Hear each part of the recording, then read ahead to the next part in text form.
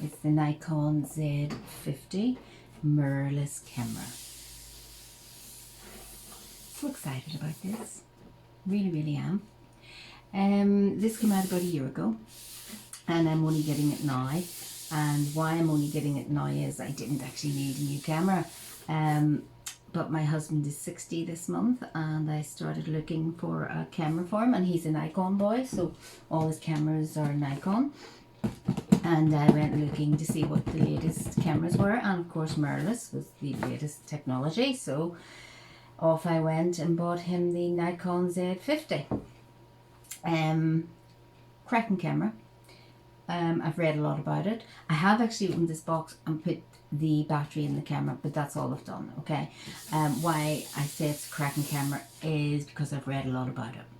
And now I would like to do a review on it, but in layman's terms, not and the ISO and the AF and the no, just what the camera can do for the likes of me, who has not got an eye for a photograph whatsoever. So I take a photograph and it's absolute crap, and I have to use all these other things to make it half decent looking, you know. Or my husband just lifts the camera and it's a fabulous shot. Well, I'm not that person.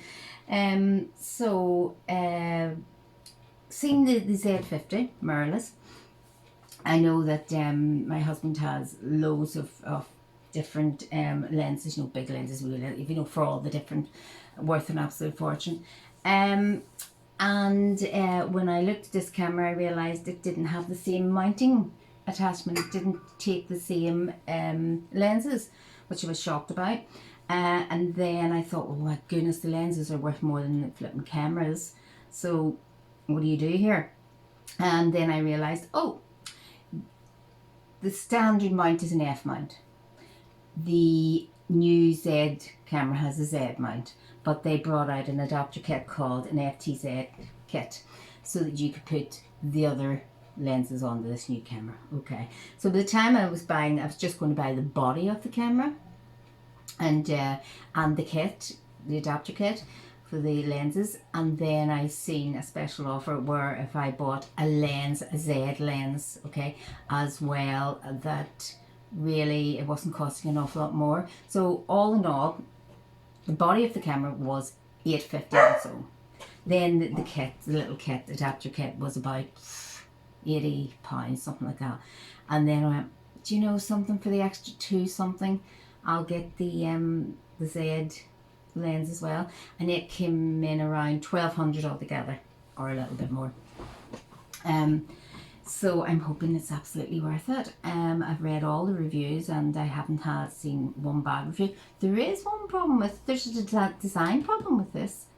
But before I bought, I made sure there was a solution to the problem, and there is a solution to a problem by spending another £38 in a different company altogether, who have made a little solution for it. So yeah, okay, I'm happy as anything so far.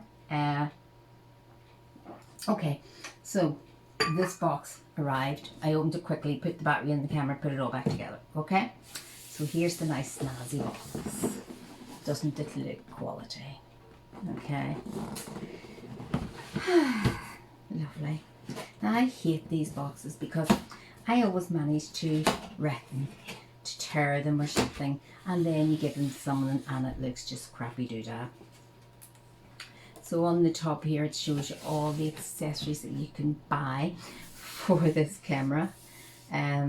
People have bought in the remote control for it, and the camera case for it, so on and so forth. There's lots and lots of different things people have bought for his birthday. So I think here's what's inside the box. Another 2 boxes. Very snazzy indeed. I think we should start with this, the little adapter, because I'm dying to see what this adapter's all about. Everything feels quality, you know.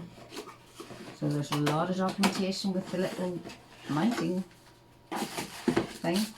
Anyway, yeah. Oh, what have I got here? What have I got here? What have I got here? Well, that's big, isn't it? It's a big adapter. It's all very nicely protected. Very nicely protected. So that's the Z mount.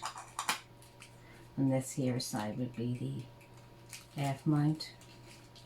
No, it feels real quality and it just screws down in. You can see here. Yeah, okay. You can see why that's worth 80 quid. Or maybe more, I'm not really sure at this point. Okay, so we'll delve into that later on. At this point, I'm now going to delve into the camera box, which I'm sure I will rip. Really not good at this. Okay, so as usual, we've got the user manual and the warranty, etc., etc. Okay, and now, ta-da! Here we've got the charger, and of course the battery, which is already in the camera, the strap. I'm not going to put all these out just yet. The camera and the lovely little lens. Okay, shall we? Let's put this on top of here.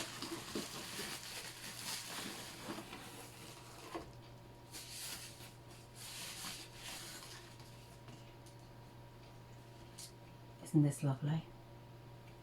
Look how thin it is. Wow. Wow, that is a lovely camera, and it's just got this really nice wee grip, just enough. Oh well, that's snazzy. It's not like one of the big brutes that we're using at the moment. That is absolutely beautiful. Loving the look of that. Absolutely am. Now we'll have a look at the lens. We'll look at all the size of it. Very nicely protected, yeah, indeed. Very nice. Now, let's see what way this is going to go. Oh, everything's so well protected, it's just lovely. I'm assuming these go like that, and that would be correct. Now, how cool is that? Isn't that nice? And there's the normal way to turn this camera on. Before taking photos, rotate the zoom ring to extend the lens. And here we go. Loving this camera already, for goodness sake. It's absolutely so nice to feel. It's so nice in your hand. It's got a lovely feel to it. Yeah, I'm liking this. What I'm going to do is I'm going to actually set this up and do the vlog using this just to see how it works, and then I'll go through the controls, etc. of the camera. Yeah, lovely, lovely camera, I have to say. Really loving it already. Okay, I'll be back to show all the stuff later. So here we are taking the first video with the camera. Is it working? This is where the design flaw comes in. Once you put this camera onto a tripod, the pull-out screen at the back, which it comes out and comes down, cannot pull out properly because the mount is in front of it, so it cannot pull down. So I cannot see if this has got me in shot or not in shot.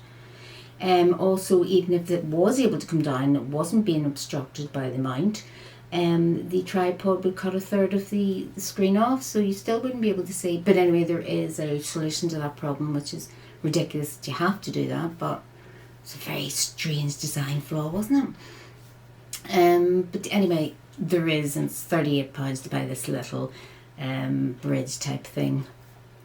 So it offsets the tripod, and it'll be sitting to the right hand side. So yeah, it's fine, it's absolutely fine.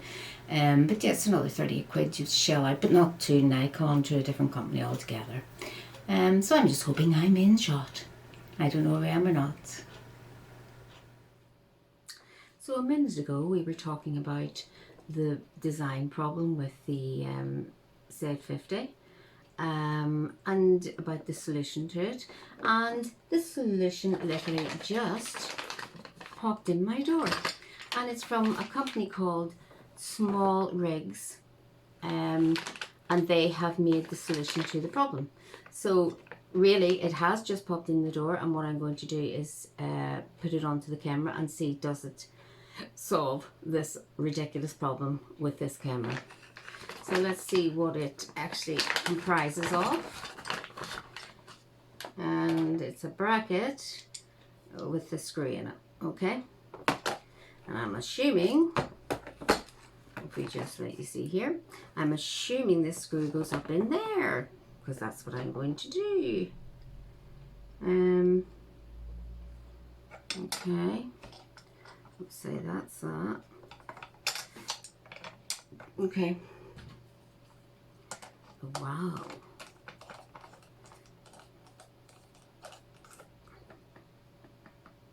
Is that it really? Yeah, very simple. Now the screw of the tripod goes into one of these two holes. You'll see there's two holes. Now that you've an option of no longer in the middle. I'll just pick any hole here. Don't think it really matters which one to me at this point.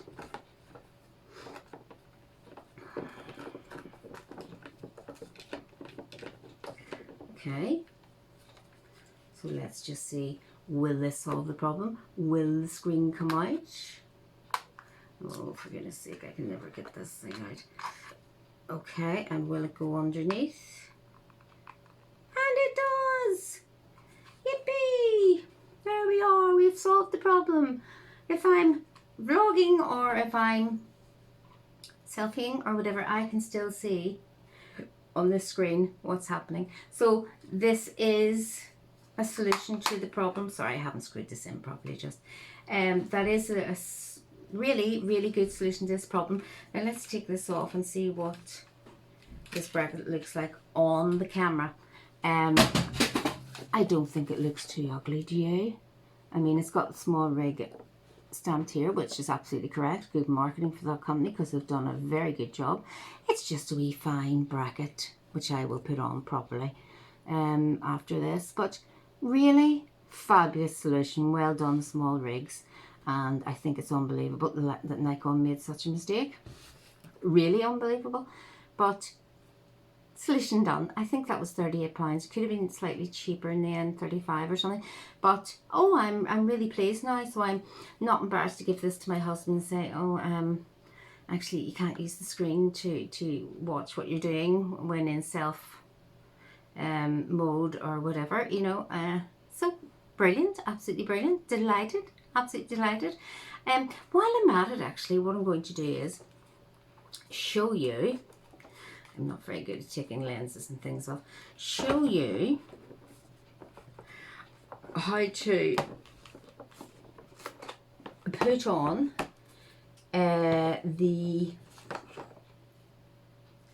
adapter that takes from an F-type lens mount to a Z-type lens mount.